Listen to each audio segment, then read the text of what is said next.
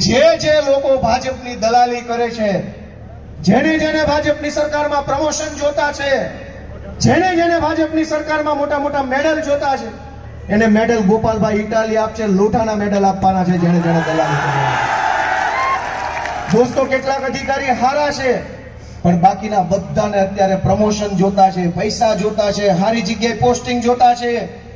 એમાં એને સરકારની દલાલી ચાલુ કરીશ. પણ જેટલી દલાલી કરવી એટલી કરી લ્યો. 27માં સરકાર બદલાય એટલે લાઈનમાં ઉભા રાખીને ગળામાં મેડલ લોટાના પહેરાવાના છે બધાને.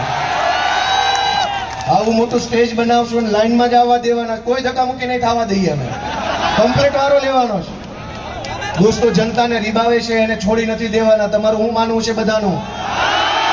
જેણે જનતાને દબાવવાનું કામ કર્યું, જનતાનું શોષણ કરવાનું કામ કર્યું, જેણે ભ્રષ્ટાચાર કર્યો, જેણે પૈસા લૂંટ્યા છે, એ બધાને મેડલ આપવો જોઈએ, એકનો આપવો જોઈએ. કયો છે બધા મને?